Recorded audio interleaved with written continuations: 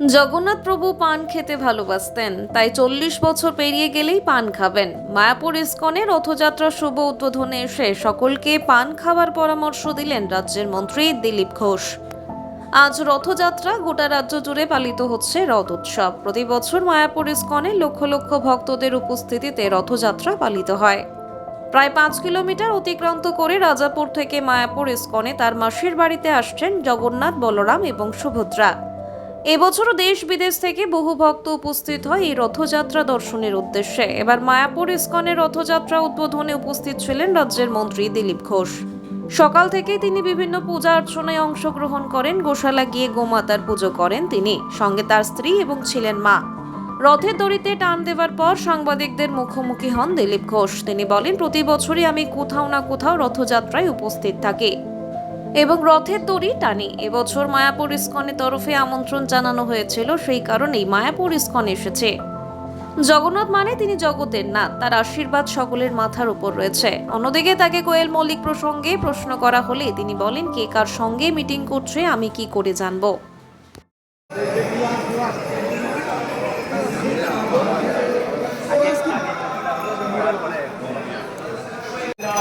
स्वस्ति नो वासो देवो विष्णुर्दधातु नो वै स्वस्ति नः पद्मनाभः पुरुषोत्तमः विश्वेश्वरः ददातु स्वस्ति नो वै नाथेयो हरिः।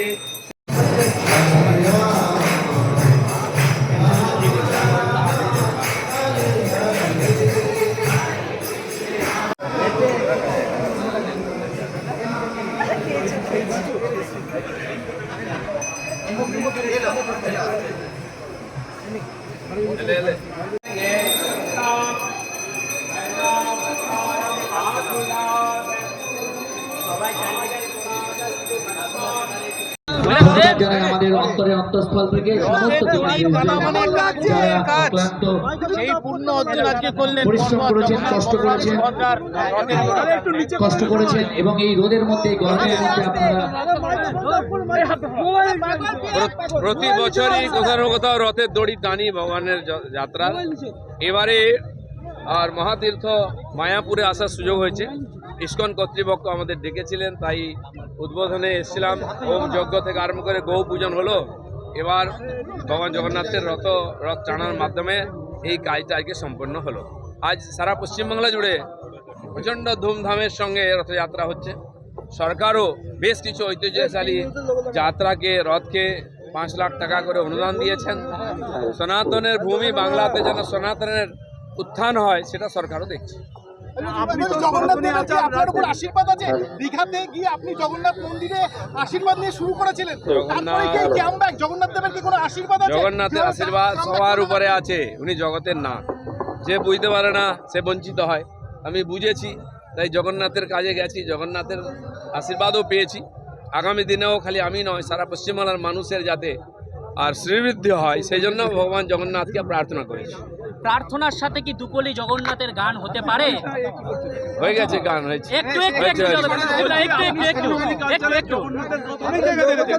মায়াপুর কি ব্যতিক্রমী মনে করছেন? মায়াপুর এখানে অনেক কিছুই চলে। ইস্কনের যে জগন্নাথ চৈতন্য মহাপ্রভু ভগবান শ্রীকৃষ্ণকে নিয়ে এখানে যে সারা বছর ভজন হয়, সারা দুনিয়াতে তারা হিন্দু ধর্মের প্রচার করছেন। তার মধ্যে প্রভু জগন্নাথও আছেন, তিনিও বিষ্ণু অবতার। তো সেই জন্য রথযাত্রাও তার একটা অঙ্গ হিসাবে ধুমধাম করে পালিত হয়। দাদা, রাজ্যে সরকার বদলের পর প্রথম রথযাত্রায় 5 লক্ষ টাকা করে দেওয়া হলো, এই চিন্তা ভাবনা হঠাৎ করে কেন এলো? অনেক কিছু চিন্তা ভাবনা হয়েছে। লক্ষ্মী ভাণ্ডার, অন্নপূর্ণা ভাণ্ডার থেকে আরম্ভ করে খেলাধুলার জন্য, সাংস্কৃতিক প্রোগ্রামের জন্য, নাটক যাত্রার জন্য, সিনেমার জন্য টাকা দেয়। কিন্তু ভারতীয় পরম্পরা সংস্কৃতিকে বাঁচিয়ে রাখার জন্য অনুদান দেওয়া, এটা আমাদের সরকার, সনাতনী সরকার করেছে। আগামীতে দুর্গাপুজোর কি যে আগে দেওয়া হতো টাকা, সেগুলো কি চিন্তা ভাবনা রয়েছে? চলছে চিন্তাভাবনা। যারা পাওয়ার যোগ্য আছেন তাদেরকে দেওয়া হবে, আর সেটাও ঠিক সময় জানতে পারবো। ডেভেলপমেন্ট ডিপার্টমেন্টের অধীন এই রাজ্যের নদিয়া জেলায় বহু শৈব তীর্থ আছে, যেগুলো 500 বছরের পুরনো।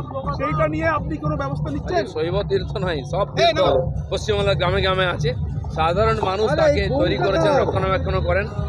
কেন্দ্র সরকারও আছে যোজনা, রাজ্য সরকারও আছে, তার উদ্ধারের জন্য আমরা সব জায়গায় প্রয়াস করব।